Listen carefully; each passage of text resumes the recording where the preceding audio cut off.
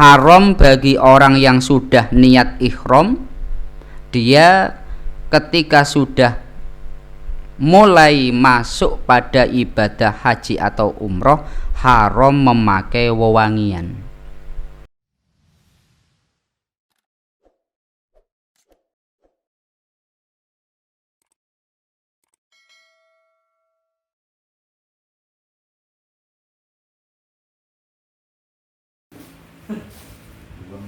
Assalamualaikum warahmatullahi wabarakatuh. Waalaikumsalam warahmatullahi wabarakatuh. Alhamdulillah wa syukrulillah wa binikmatillah la hawla wa la quwwata illa billah. Rabbi syrah li sadri wa yassir li amri wahlul 'uqdatam min lisani yafqahu qawli. Alhamdulillah, pada malam hari ini oleh Allah kita masih diberi nikmat, diberi kesehatan hingga kita bisa bersama-sama kembali mengkaji kitab Sulam Taufik. Mari kita awali ngaji kita dengan kita bersama-sama membaca surat Al-Fatihah. Semoga dengan kita membaca Fatihah bersama-sama Allah senantiasa menguatkan akidah kita bersama.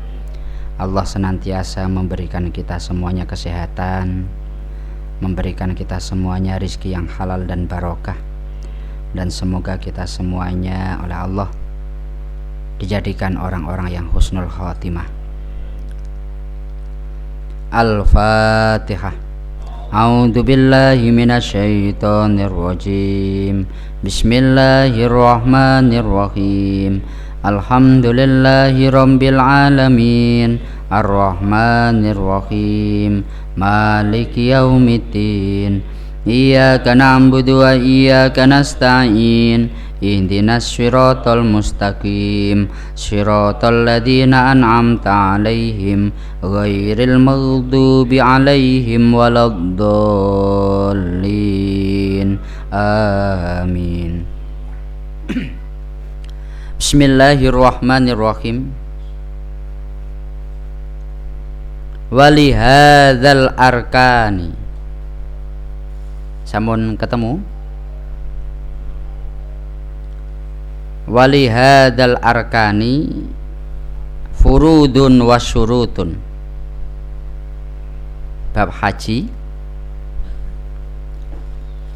halaman 34 atau 35? 34. Walihadihil arkani lan iku kedue iki-ikilah rukun.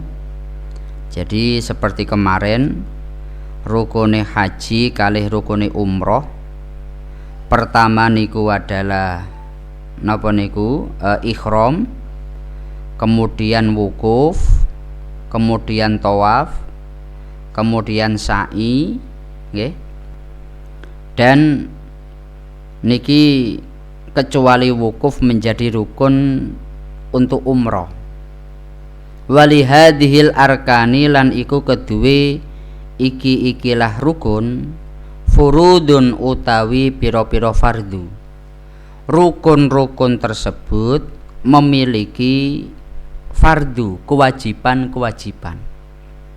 Wasyurutun lan piro-piro syarat. Labuda kang wajib mimmuraatiha saking ngreksa ing furudun wasyurutun. Jadi rukun haji, rukun umroh itu ada kefarduan dan ada syarat-syaratnya. Yang rukun itu yang di dalamnya ada fardu dan ada syarat ini harus dijaga. Wa harumalan haram alaman ing atase wong ahrama kang wus ihram sapa man apa tibun wangen-wangen. Haram bagi orang yang sudah niat ihram, dia ketika sudah mulai masuk pada ibadah haji atau umroh haram memakai wewangian. Waduh nuroksin lan nglengani sirah, haram juga memakai minyak rambut. Walihiyatin lan jenggote diminyai, itu juga haram. Wa izalati dufrin lan haram ngilangi kuku selama dia ihram, maka jangan sampai dia memotong kuku. Kukune makane sebelum ihram diketoki dhisik, rambutnya sebelum ihram diminyaki dhisik. Dia sebelum ihram dia pakai minyak wangi dulu. Tapi kalau sudah ihram baru diharamkan. Tapi kalau sebelum nggak apa-apa. Podo kambik, orang kalau dia saat sudah di dalam sholat haram bagi dia makan. Makani sebelum sholat mangan dhisik. Sebelum sholat ngombe dhisik. Orang dalam keadaan lapar kok sholat, iku makruh. Apalagi saat sholat ning ngarepe enek panganan. Hendaknya dia makan dulu baru dia sholat. Tapi kalau wis sholat itu makan, minum dadi haram, bahkan membatalkan sholat.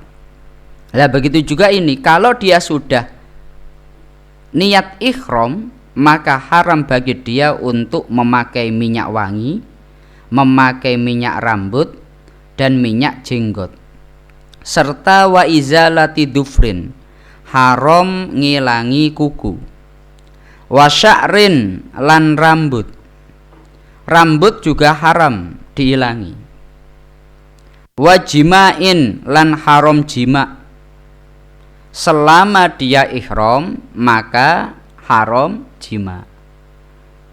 Tapi kalau dia tidak ihram, katakanlah enek TKW, TKI, manggon ning Mekah, kerjone ning Mekah.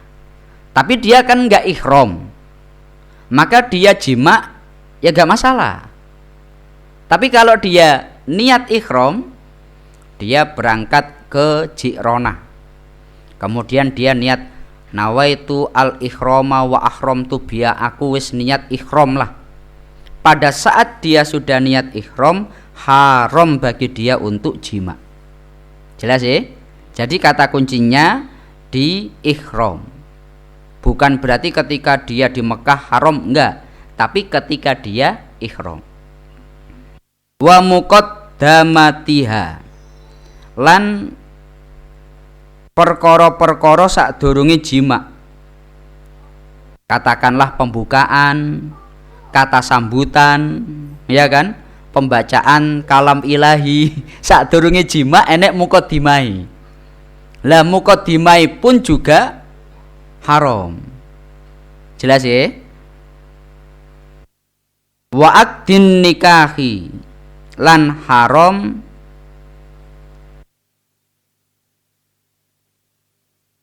wa muqaddamatuhu, mau dibaca rofa ya. Wa muqaddamatuhu lan haram sadurunge jima'. Wa aqdun nikahi lan haram akad nikah. Orang yang dia ihram maka dia haram untuk akad nikah. Jadi nikah itu ketika dilakukan pada saat orang yang dia itu dalam keadaan ihram haram. Makanya kok bulan madu sambil ihram iku podo kambik wong nikah di bulan poso. Kudu pintar-pintar ngempet gitu. Bawaane ketika dia manten anyar itu kan pingin melampiaskan hasrati. Tapi krono dia pingin bulan madu yang syar'i, maka katakanlah Mekah Madinah. Dan dia juga melakukan ihram. Tapi kalau dia sampai jima' pada saat dia ihram, ini malah haram. wastiyadu soidin lan berburu hewan buronan, makulin kang bisa den pangan bariyen kan bangsa daratan, dan juga haram berburu hewan buruan yang hukumnya boleh dimakan dan hewan darat. Contohnya berburu kijang, berburu kelinci. Pokoknya hewan-hewan yang bisa dimakan ketika diburu kuwi haram. Wa ala rajulin lan haram ing atase wong lanang satru roksihi, nutupi sirai rojul, dan bagi laki-laki dia haram menutup kepalanya. Walabsu muhitin lan nganggo klambi jahitan atau klambi kang den jahit. Ketika seseorang dia dalam keadaan ihram, bagi laki-laki itu haram sirai kuwi ditutupi. Katakanlah krana panas nggawe topi, kuwi hukume haram. Krana panas nggawe payung, kuwi hukume haram.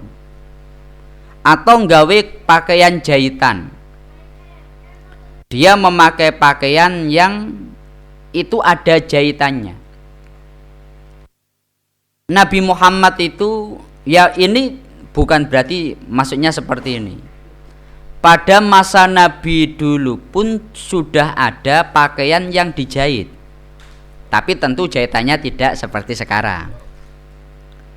Namun ketika ada orang dia niat ihram dan niat haji, itu memang menjadi satu hukum sebelum adanya Islam, memakai pakaian, bahasan itu pakaian yang memang untuk haji, yakni kain yang diblebetke.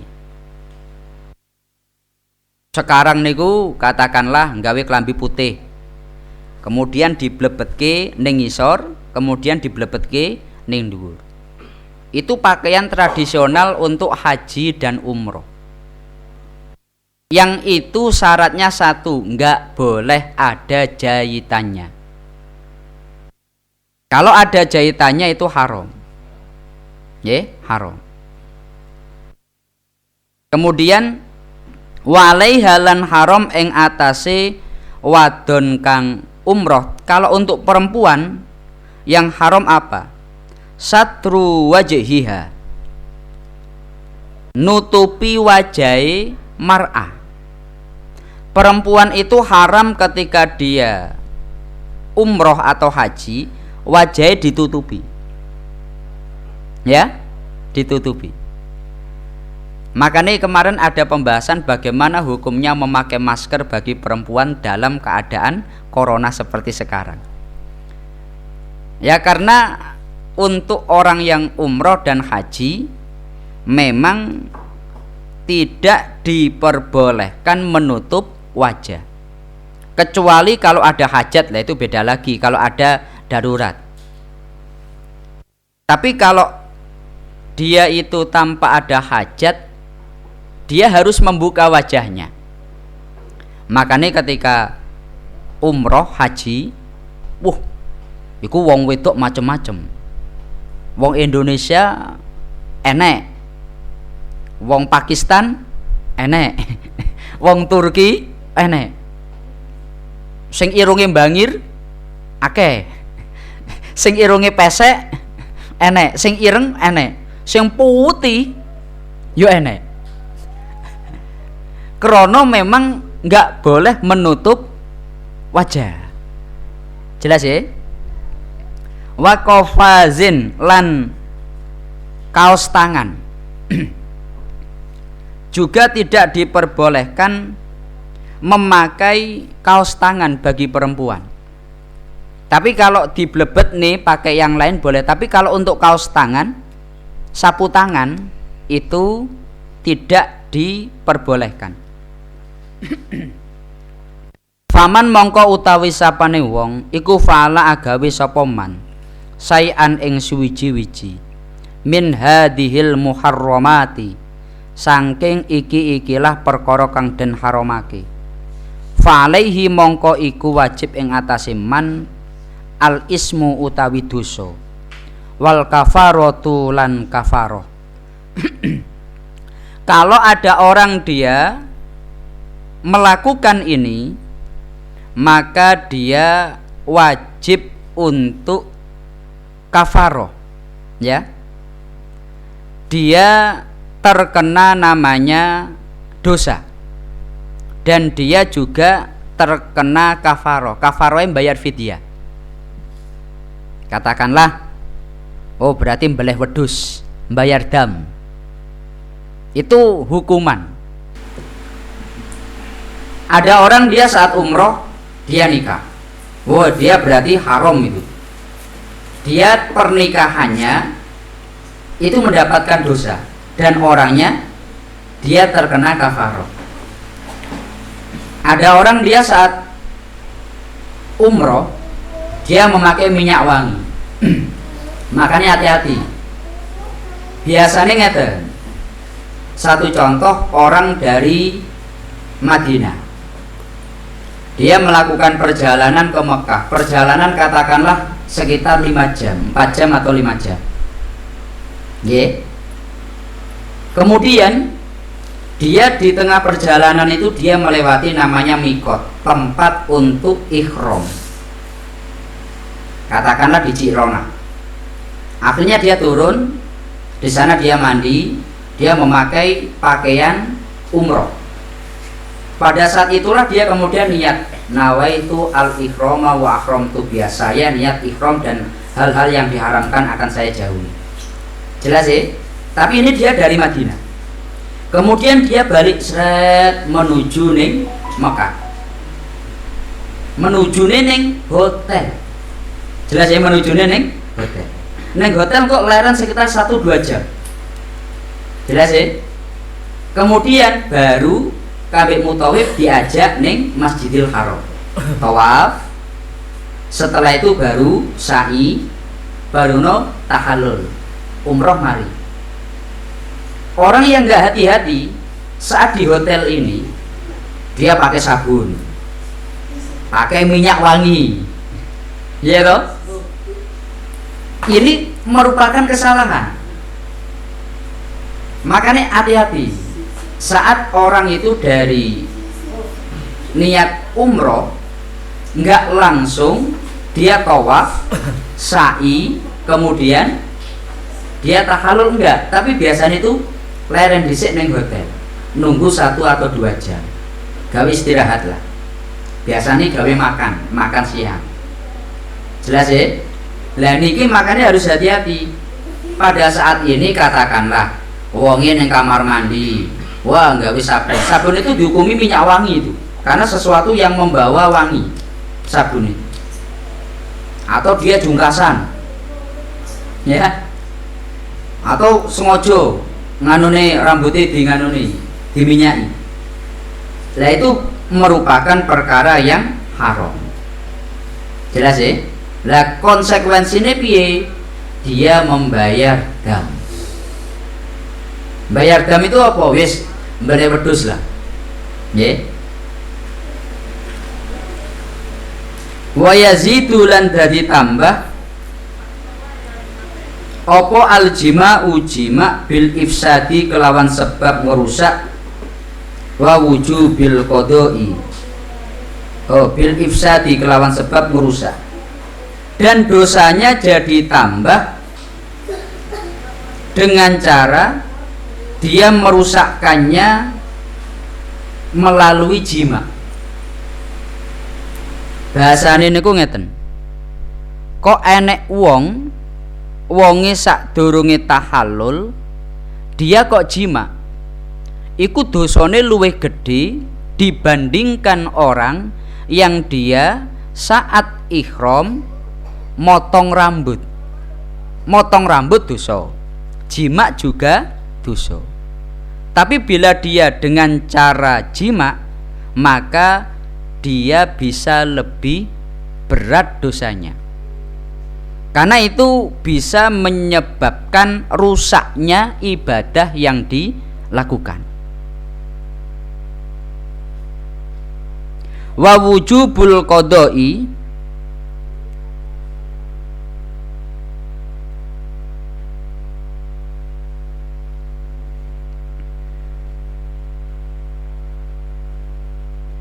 temdeku wa wujubin apa wa wujubul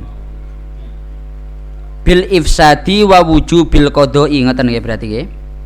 Bil ifsadi kelawan sebab ifsad, wa wujubil qodoi lan wajibe qodok. Fawuron kelawan agi-agi. Orang yang dia saat umroh atau haji rusak disebabkan jima, maka dia wajib untuk mengkodok sesegera mungkin. Wa itmamul fasidi lan nyempurnaake perkara kang rusak. Wa yahrumu lan wayajibu lan wajib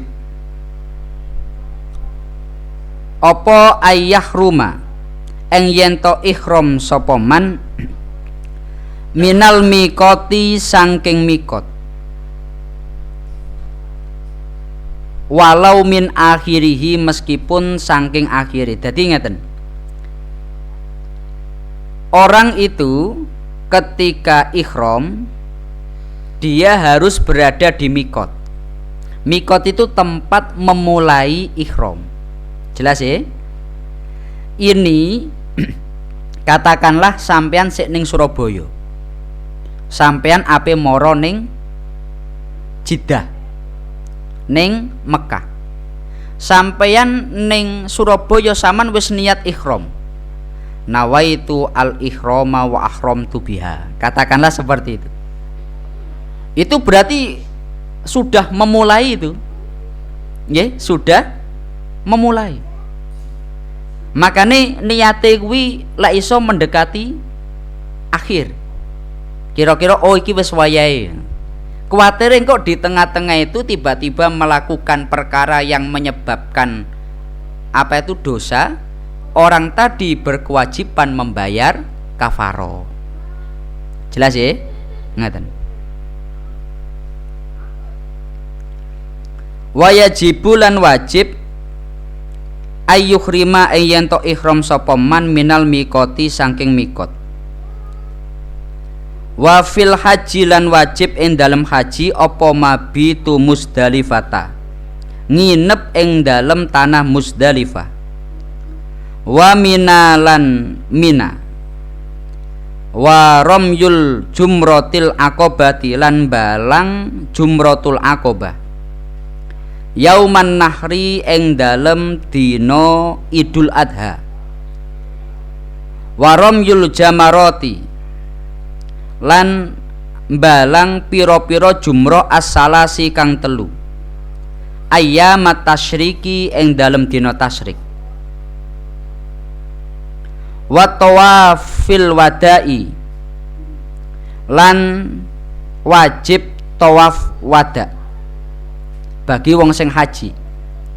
Wa yahrumu lan haram apa saydul haramaini, berburu tanah haram loro, buronane tanah haram loro. Katakanlah ning Mekah kambik ning Madinah.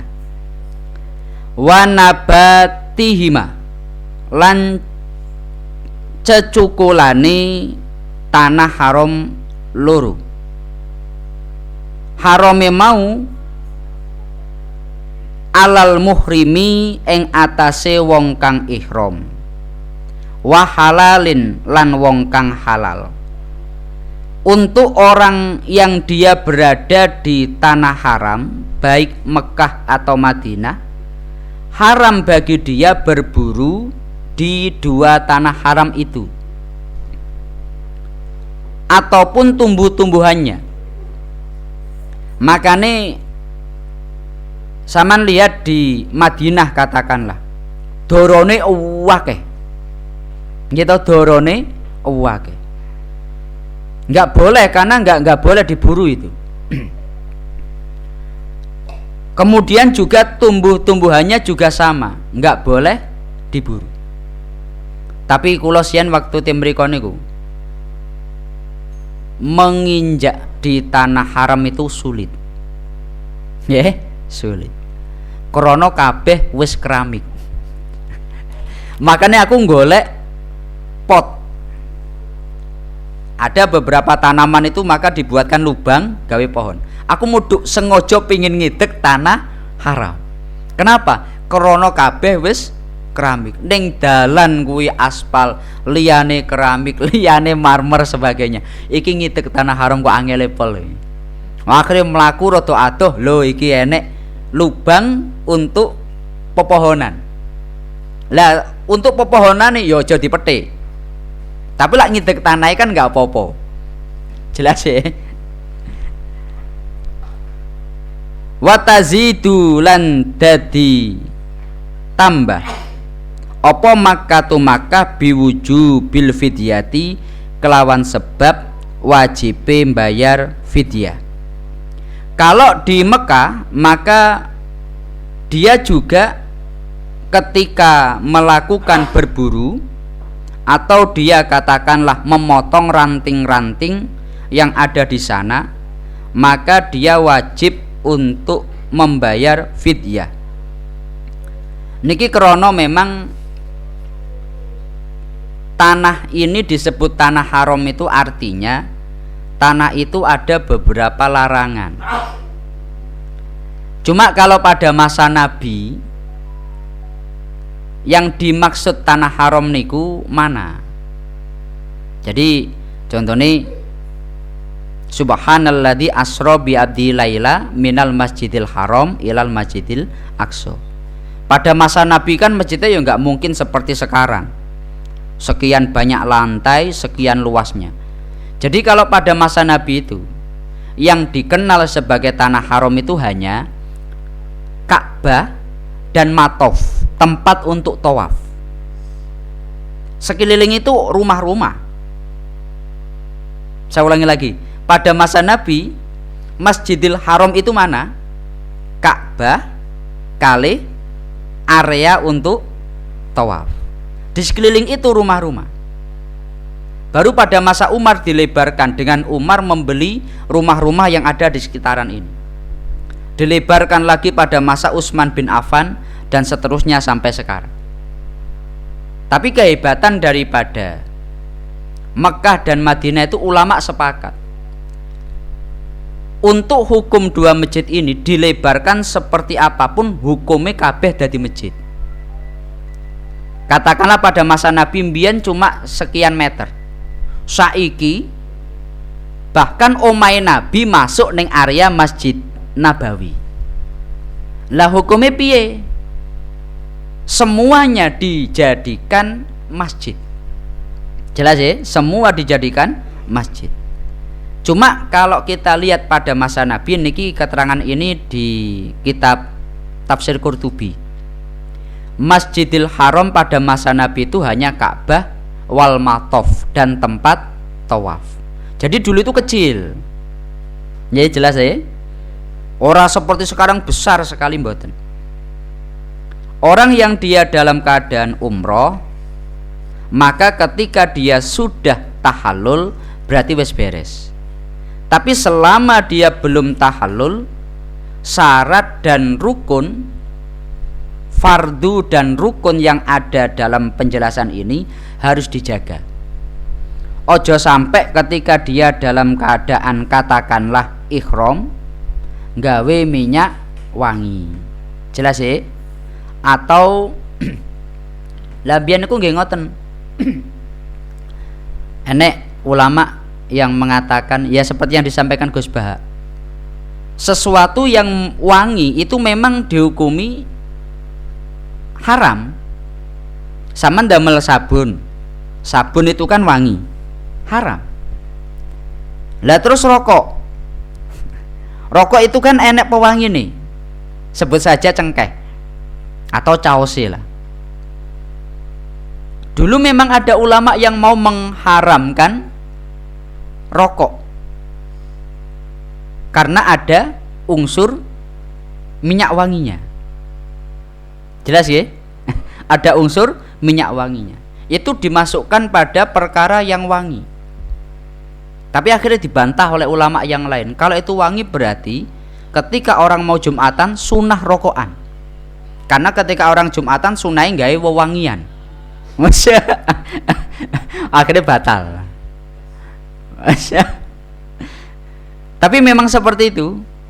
Hukum daripada orang yang umroh, dia itu memang harus menunjukkan tanpa ada perhiasan sama sekali. Tapi tetap harus orang itu punya kecukupan atau sangu. Seperti kemarin Mbien orang-orang dari Yaman, dia bondo nekat berangkat dari Yaman menuju ning Mekah, modale cuma satu, takwa. Dia nggak bawa makanan, dia nggak bawa uang. Wis kalau mati syahid. Luar biasa tuh. Wis kayak wong Indonesia numpak sepeda pancal niat haji moro ning Mekah. Ning akeh kan gini cerita-cerita seperti itu. Dulu ada dari Yaman itu tidak satu dua, rombongan Yaman rata-rata seperti itu. Tapi Al-Qur'an menjelaskan wa tazawwadu fa inna khairaz zadit taqwa. Awakmu sangu. Jelas ya, awakmu sangu. Ketika orang itu dia haji dan umroh, dia tetap punya tanggung jawab yang ditinggalkan. Ning omah duwe anak, duwe bojo. Maka wujud orang yang mampu untuk melakukannya adalah ketika dia sudah bisa memenuhi kebutuhan dia saat di Mekah dan kewajiban yang sedang dia tinggalkan, yakni rumah. Nah, ini makna istito'ah. Jelas ya? Tapi di saat dia umroh dia nggak boleh membawa apa-apa. Ya, nggak boleh membawa apa-apa. Jangankan hal-hal yang neko-neko. Ya, pokoknya gawe klambi yang tidak ada jahitane. Kira-kira mohon maaf, sempak itu enek jahitane apa ora? Hah? Berarti gak oleh tinggu iki. Ini contoh loh ya, contoh. Karena memang nggak boleh memakai yang lain. Wes pokoknya gawe klambi sing tanpa jahitan. Untuk perempuan itu juga sama. Untuk perempuan dia yang tidak diperbolehkan menutup wajah. Nggih. Perempuan tidak diperbolehkan menutup wajah. Bukan aurat. Aurat wajib. Wajah. Wah, aurat melencengnya aduh gak oleh menutup aurat. Wah. Setelanjang kabeh malah. Kalau dia menutup wajahnya, maka itu haram. Dan hukumnya dia wajib membayar fidyah. Jelas ya? Nah, ini banyak sekali kalau kita sing ngaji kuwi kadang ketika ning kono melas. Kita sing ngaji kadang ketika ning kono ya Allah kok ngene. Satu contoh sing kemarin tak sebutke. Syarat tawaf orang itu harus posisi kiri di arah Ka'bah. Jelas ya? Dia kalau berputar mengitari Ka'bah harus selama perputaran tawaf kiri menghadap Ka'bah. Di dalam kitab syarahnya Sulam Taufik, seandainya dia itu muter krono ngambung Hajar Aswad, maka dia balik ngiri meneh, mundur sak langkah di mana dia muter tadi. Baru dia melanjutkan langkah. Ini aturan fikih. Tapi praktek yang terjadi jauh berbeda. Orang kadangkala katakanlah ini Hajar Aswad. Demi mencium Hajar Aswad, wong kuwi nempel ning Ka'bah. Saya ulangi, nempel ning Ka'bah. Iki madhep ning Ka'bah iki. Krana ning kene nek Hajar Aswad. Biar dia bisa secara perlahan-lahan ning ngarepe Ka'bah, ning mburine wong kabeh mlaku mrene. Dia itu pasti kok kegeser moro mrene. Ya, kegeser umpamane. Lak ning kene ini nabrak orang. Jadi lak ning kene itu lambat laun pasti akan sampai di sini. Tapi yang jadi masalah, wonge kan malih madepe ning Ka'bah. Bukan sisi kirinya yang di Ka'bah, tapi wonge madep Ka'bah. Lah itu berarti tawafe enggak sah. Saya ulangi, tawafe enggak sah. Demi perkara sunnah ngambung Hajar Aswad sampai meninggalkan yang wajib, yakni kewajiban atau rukun tawaf dalam haji atau umroh. Lah ini, makanya kita sing ngaji itu penting sekali. Dalam hal-hal seperti ini, ketika kita mempersiapkan, kan yo eman, wis entek duwe akeh tibakno ibadahe enggak sah. Kan eman kan? Lah pemene salat enggak sah kena diulangi meneh gampang. Lah pemrono budale ku lho sing angel rasane. Lah niki mungkin ada yang ditanyakan enggak? Mbak Yai. Nggih. Tapi kan nginep di Musdalifah itu wajib. Nggih. Apakah ada waktu mulai dan akhirnya? Dan apakah boleh jalan-jalan setelah kami di Musdalifah? Jadi mabit niku bahasane nginep, tapi sebetulnya nggak harus nginep. Melaku pun oleh, nggih. Melaku pun oleh. Niku wukuf. Wa wajibuhu lahdotan. Kewajibane yang penting itu meskipun di lahdotan itu meskipun seret ngono. Fin nisfi asani minal lail, di setengah yang kedua dari malam. Fa in dafa'a qablahu lazimahu al-audu. Kalau dia sudah bertolak dari Musdalifah sebelum tengah malam, maka enggak oleh. Fa illam ya'ud hatta tola al-fajro lazimahu adam. Kalau dia itu tidak kembali sampai munculnya fajar, maka dia terkena dam. Ini ada waktu-waktunya, tapi meskipun diluk gak masalah. Hanya saja lak ning kitab kene nisfi asani minal lail, di setengah yang akhir dari malam. Jelas ya? Niki mabit di Musdalifah. Kula piyambak nggih dereng haji. Nggih, kula piyambak nggih dereng haji. Cuma dalam banyak diskusi itu memang ada sekian banyak perubahan dalam praktek atau dalam area pelaksanaan. Satu contoh ngeten, kitab sing 100 tahun dikarang terkait dengan tata cara haji dan umroh. Saiki wis jelas beda. Hotele, areane niku beda. Makanya kalau untuk realnya haji itu tetap orangnya hendaknya belajar napa niku namanya manasik. Jelas sih realnya seyogyanya dia belajar manasik. Lak tirose Yai Said Akil wong haji dikongkon berangkat dewi meskipun wis nyekel kitab ngelontok ora bakalan iso. Kudu milu wong liya. Di tempatnya Musdalifah, umpamanya seperti itu. Tetapi aturan-aturan ini menjadi satu ketetapan. Satu contoh, wong wukuf ning Mina. Wukuf ning Mina itu sebetulnya enggak harus dengan durasi yang sangat lama. Yang penting mandek seret, kemudian dia melaku oleh.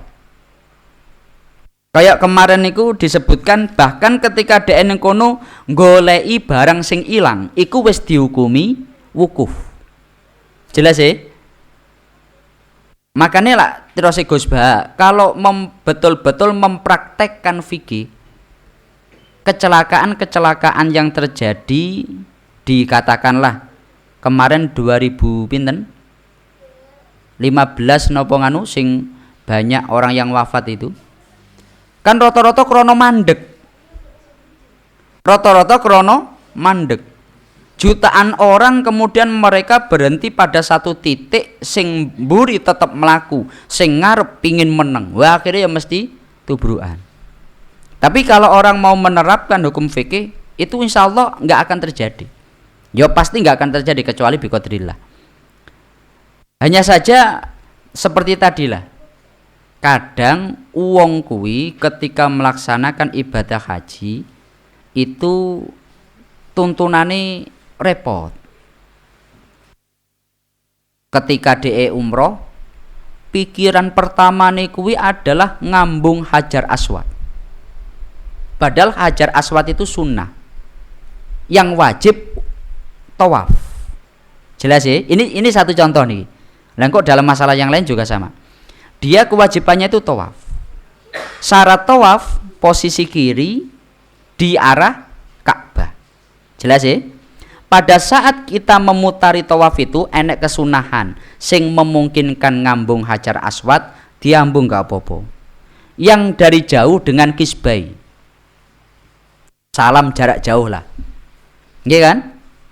Tetapi seiring berjalannya waktu, tawaf dianggap biasa, yang paling bermakna adalah ngambung Hajar Aswad. Akhirnya sampai perkara yang sunah iki dadi rebutan. Sampai ada beberapa seniku demi iso ngambung Hajar Aswad ning kene umpel-umpelan madepe ning Ka'bah. Jelas ya? Lah ini satu contoh gambaran lah dalam praktek ibadah haji atau umroh. Mungkin nenek sing tanya malih. Nggih. Kamu nih sudah nikah, tapi dia lupa melepas celana dalam. Di tengah perjalanan dia baru ingat. Nggih bayar dam. Nggih bayar dam. Ketika dia makane di Sulam Taufik tadi, saat dia sudah ihram, waharuma alaman ahroma. Jadi kehebatane Sulam Taufik niki memakai fi'il madi dan haram bagi orang yang sudah ihram. Dia ketika ihram kok memakai pakaian yang ada jahitannya, berarti dia melakukan keharaman. Wajib bagi dia membayar kafaroh. Jelas ya? Ngaten. Ya mungkin ada yang tanya malih.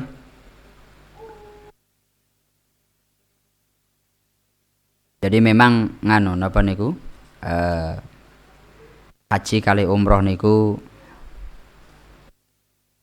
perbedaannya seperti kemarin. Kalau untuk haji waktunya tertentu.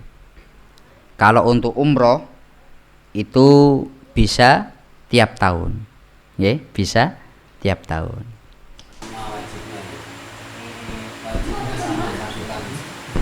Sama-sama wajibnya.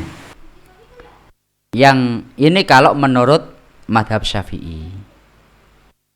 Krono enek ayat wa atimul hajja wal umrota lillah. Kalau ting tafsir Ibnu Katsir, ayat itu menegaskan watimul hajja, sempurnakanlah haji, wal umrota dan umroh lillah karena Allah. Oh ini berarti ya podo-podo wajib. Kalau orang sudah ihram ya harus selesai, nggak boleh dipotong. Dan di sana disebutkan menurut madhab Syafi'i haji wajib, umroh juga wajib. Jelas ya? Umpama sekarang umroh, haji. Kewajibannya itu tadi sudah gugur untuk umrohnya. Ketika nanti haji kita tidak melakukan umroh lagi misalnya, boleh tidak? Ya asal Kan haji itu ada haji ifrad.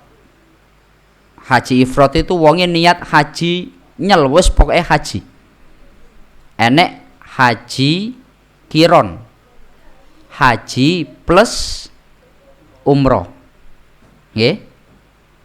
Sing selanjutnya haji napa niku tamattu. Wonge umroh dhisik baru hajine keri. Jelas ya? Wonge umpamane dhewe aku enggak umroh krana mbiyen aku wis tau aku haji tok iki. Ya oleh. Jelas ya? Ya oleh. Krana dari bentuk haji itu enek sing haji dhewean tanpa anek umroh, enek haji sing bareng kambe umroh. Lah itu disebut haji kiron. Enek sing umroh dhisik baru haji. Wonge hadir di Mekah, hajine engko ae lah, krana dia katakanlah datangnya di bulan Dzulqa'dah. Durung dimulai pelaksanaan haji, tapi dia sudah sampai di Mekah. Udah saya umroh dulu. Lah ini namanya tamattu. Umroh dhisik, hajine keri. Jelas ya? Ngaten, Mbah. Untuk yang dia katakanlah kewajiban haji dan umroh, ini kewajibannya minimal seumur hidup 1 kali. Umpamane aku saiki iso umroh, terus besok iso haji.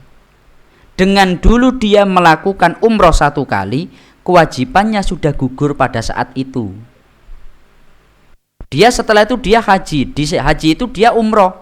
Lo ini tetap umrohe statusnya sunnah, tapi hajine wajib.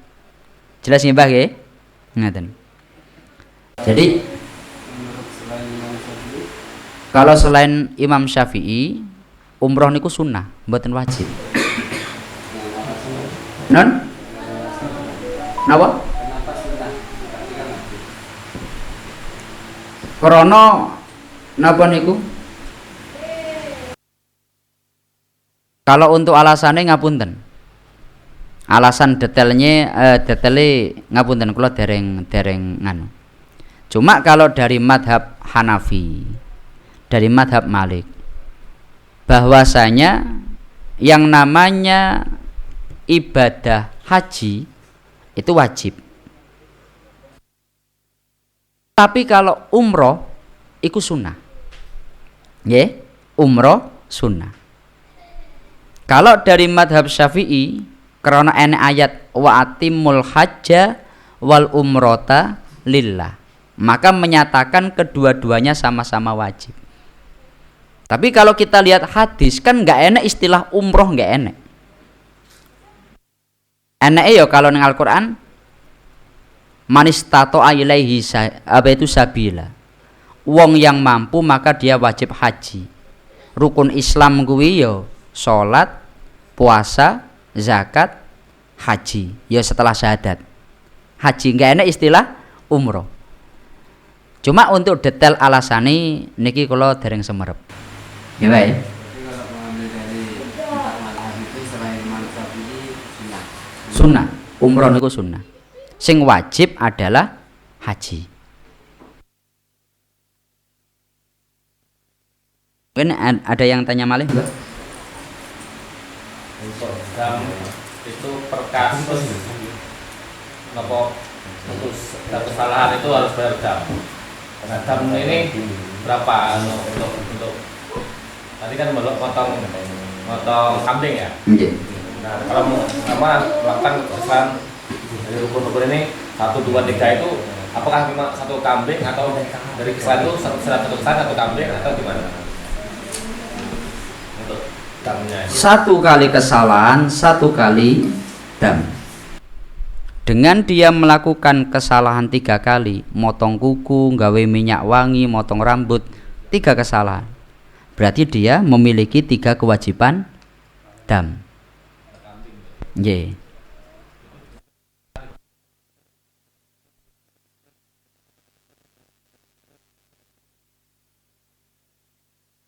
Ya, yang penting dia punya kewajiban itu.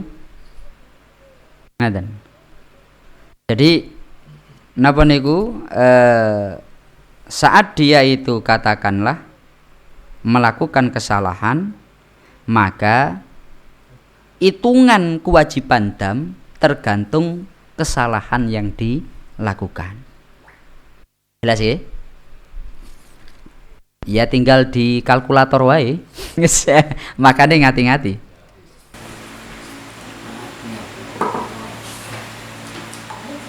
Terus untuk berburu wau kan mboten asal. Nggih. Nah, saumpami pas kita lagi melaksanakan ibadah tadi digigit semut kira-kira gitu. Kita nggak sadar kan, kita langsung gini mati semutnya ini. Itu termasuk perburuan itu atau gimana? Pokoknya segala itu mateni. Nah, jadi pasti kan semut ini kan pasti pokoknya mati semut Iya. ini. Jadi bahkan sian niku enek sahabat rambutnya wakeh tumoni. Maka dia mau nggak mau harus ini karena keadaan terpaksa ini. Akhirnya ya diresiki. Tapi Nabi tetap kamu bayar dam. Kamu bayar dam. Ngaten. Makanya ngati-ngati ketika kita dalam keadaan umroh atau haji. Dan ini Yai Romli yang langsung praktek lapangan. Kalau kulo masih teori, lah beliau sampun praktek lapangan. Untuk detailnya tentu Yai Romli yang paling mengerti. Ngoten. Nggih nggih. Cuma aturan daripada fikih seperti tadi. Kita harus aturan pokok dalam fikih itu yang jadi pedoman. Jangan perasaan. Satu contoh kemarin kalau sampaikan. Kenapa turun ayat orang yang dia innas sofa wal marwata min syairillah. Faman hajja awi tamara fala junaha alaihi ayyat tawafa bihima. Kenapa turun ayat itu? Karena dulu ada dua orang yang dia zina di dalam Ka'bah. Yang pertama Naila, yang kedua Asafa atau Isafa. Dua orang itu setelah zina oleh Allah dihukum kedua-duanya itu jadi batu. Ini kejadian yang sangat menggemparkan. Akhirnya dua patung ini diletakkan di sekitaran Ka'bah. Orang pada menjadikan dua patung ini sebagai pelajaran. Ojo macem-macem neng Ka'bah, engko iso dadi watu. Jelas ya? Seiring berjalannya waktu, patung ini kemudian yang satu diletakkan di sofa, yang satu diletakkan di Marwah. Orang yang dia haji, umroh, ya dia ada kewajiban untuk tawaf atau sa'i, sofa, Marwah, Marwah, sofa. Seiring berjalannya waktu, dua patung ini malah dijadikan sesembahan. Ya, dijadikan sesembahan. Korono manggon ning tempat yang sakral, sofa dan Marwah, tentu patung ini adalah patung yang layak untuk dipuja.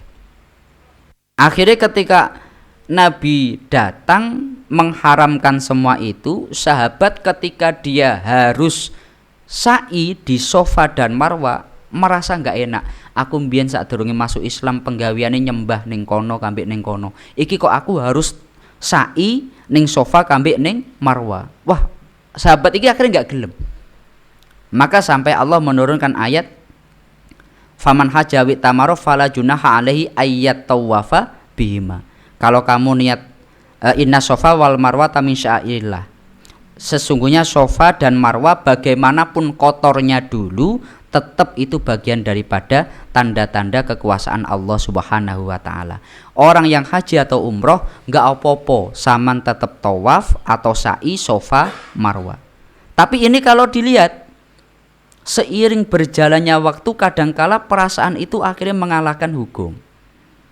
Kok contoh nih, orang yang dia tawaf biyen itu dengan keadaan telanjang. Semakin ekstrim itu bahasanya kok semakin nganu lah. Lah ini kan kalau ibadah yang menuntun perasaan seringkali malah akhirnya lambat laun jadi kacau. Bodoh ambek tadi, krono tawaf, saat tawaf ada kesunahan mengambung atau mencium hajar aswad, lambat laun koyok-koyok yang paling sakral adalah ngambung hajar aswati, sampai rela mukul uwong, ngidek uwong, atau bahkan dengan praktek tadi. Padahal ini malah membatalkan tawaf yang dilakukan. Jelas ya? Lah niki mungkin yang bisa kami sampaikan dalam kesempatan ini. Mari kita tutup dengan kita membaca Fatihah. Semoga kita semuanya oleh Allah diberi rizki untuk bisa bersama-sama ziarah ke Baitullah, ziarah ke Rasulullah sallallahu alaihi wasallam. Al-Fatihah. A'udzubillahi minasyaitonirrajim. Bismillahirrahmanirrahim. Alhamdulillahirabbil alamin arrahmanirrahim maliki yaumiddin. Iyyaka na'budu wa iyyaka nasta'in ihdinas siratal mustaqim siratal ladzina an'amta 'alaihim ghairil maghdubi 'alaihim waladdallin. Amin. Kurang lebihnya dari kami mohon maaf. Akhirul qauli wallahul muwaffiq ila aqwamit thoriq. Wassalamualaikum warahmatullahi wabarakatuh.